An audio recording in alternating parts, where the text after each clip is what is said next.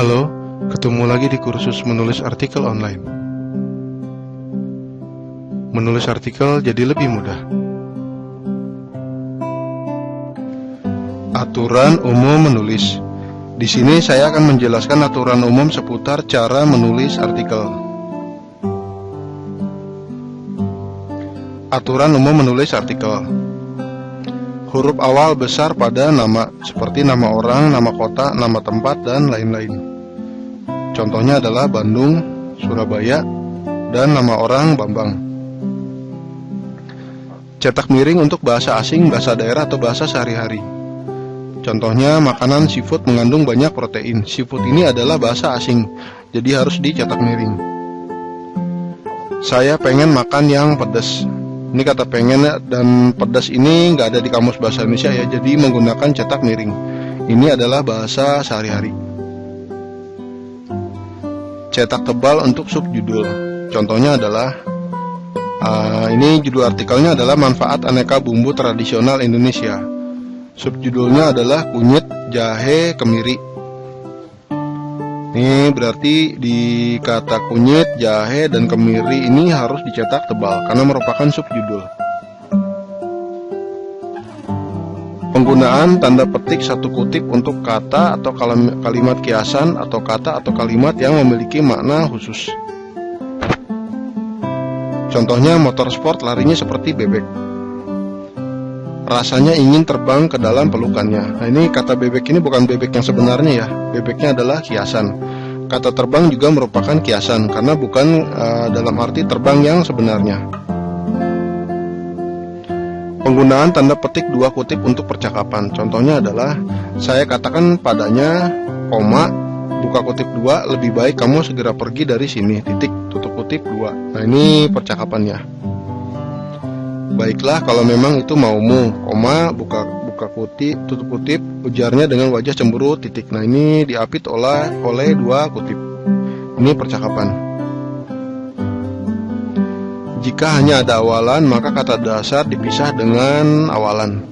Sini contoh, kata dasarnya adalah jalan, awalannya ke jalan, berarti dipisah ya.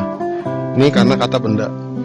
Ia berada di tempat yang lebih tinggi. Tempat ini adalah kata benda, di-nya awalan. Karena ini kata benda, berarti di dan tempatnya dipisah. Lain halnya dengan kata kerja ya. Jika kata dasar adalah kata kerja, maka awalan kata dasar disambung. Contohnya adalah anak itu dicubit karena nakal. Cubit adalah kata kerja, awalannya dicubit berarti disambung. Tukang memukul palu. Ini kata dasarnya adalah pukul menjadi mukul karena ketemu dengan awalan me. Intinya adalah jika kata dasar adalah kerja ditambahkan awalan maka disambung. Jika terdapat awalan dan akhiran maka kata dasar disambung. Contohnya adalah masinis membunyikan peluit, awalan me dan akhiran kan. Supir mengemudikan kendaraan, awalan me dan akhiran kan, itu disambung. Jasa penulisan artikel, awalan pe dan akhiran an, penulisan, jadi disambung. Hal-hal yang harus diperhatikan.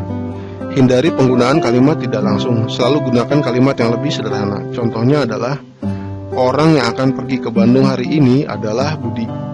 Ini kita buat jadi lebih sederhana ya. Budi akan pergi ke Bandung hari ini. Nah, seperti ini. Minimalisir penggunaan kata bahasa asing, bahasa daerah, atau bahasa sehari-hari dalam artikel agar tidak banyak kata yang dicetak miring. Contohnya piye, pedas, pengen. Ini bahasa sehari-hari ya dan bahasa daerah. Jadi di dalam artikel itu usahakan agar menggunakan bahasa Indonesia dulu agar tidak banyak kata yang dicetak miring. Jadi kalau ada kata pedas, kata pengen, ini sebaiknya digunakan dengan bahasa Indonesia, yaitu pedas dan ingin. Ini juga bahasa daerah. Gunakan sebaiknya prioritaskan untuk menggunakan bahasa Indonesia. Penggunaan jumlah tanda baca sesuai porsinya. Contohnya, sana pergi, ini tanda serunya ada 3. Ini cukup 1 ya. Tapi kalau betul-betul ingin menggambarkan kemarahan, tanda serunya cukup 2, maksimal 2. Selamat menikmati adalah ajakan, jadi tidak perlu menggunakan tanda seru, cukup menggunakan titik ya, langsung aja titik. Selamat menikmati titik. Ini karena bentuknya bukan kalimat perintah, ini adalah kalimat ajakan. Jangan menulis artikel yang bermuatan kebencian atau mendiskreditkan kelompok tertentu. Nah, sebaiknya menulis artikel itu temanya netral ya. Jangan menulis kata-kata makian. Ini untuk etika. Sebaiknya dalam satu paragraf berisi 100 sampai 150 kata. Soalnya kalau dalam satu paragraf isinya ada yang sampai 300 ya, 300 sampai 500 kata, itu pembaca mudah lelah. Kenapa? Karena gerakan mata pada saat membaca adalah dari kiri ke kanan lalu ke bawah.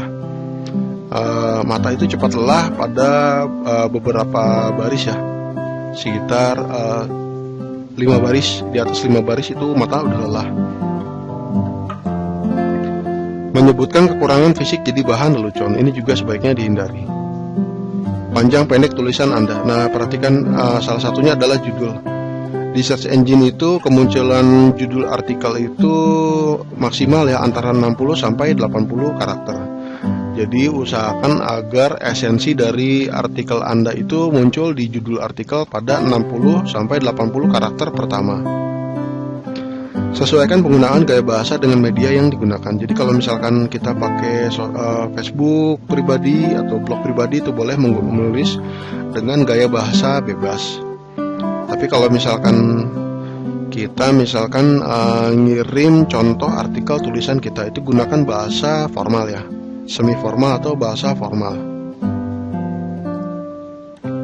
Tulisan yang disukai itu yang memiliki alur cerita atau terstruktur. Alur cerita adalah di mana setiap paragraf memiliki subtopik tersendiri. Itu alur cerita. Jadi misalkan di dalam bagian isi ada 3 paragraf, berarti paragraf pertama bercerita tentang A, paragraf kedua bercerita tentang B, paragraf ketiga bercerita tentang C. Tapi masing-masing antar paragraf itu memiliki keterkaitan. Terus terstruktur dalam arti bahwa ada bagian pembuka, ada bagian isi, dan ada bagian penutup. Itu terstruktur. Susunan teratur dan gaya bahasa yang ringan. Susunan teratur itu ada ya, misalkan satu kalimat itu 1 baris. Padahal kalau dibuat dalam bentuk paragraf, biasanya satu paragraf itu minimal isinya adalah 3 baris, 3 baris kalimat ya. Tapi ada juga itu yang memang tidak teratur, jadi satu kalimat itu 1 baris. Terus gunakan gaya bahasa yang ringan, tidak perlu menggunakan banyak bahasa asing hanya agar terkesan pintar. Justru artikel yang mudah dipahami banyak orang dan memberi manfaat adalah jenis artikel yang paling banyak disukai. Memberi manfaat, usahakan agar artikel memberi manfaat atau informasi yang dapat berguna bagi pembaca. Informasinya juga biasanya tulisan yang paling disukai itu adalah informasi baru. Jadi setidaknya unik ya. Jadi informasinya bukan yang itu terus. Jadi di blog A kita pernah baca, di blognya si B kita pernah baca, di blognya si C kita pernah baca. Itu mirip semua. Jadi usahakan informasinya merupakan informasi baru.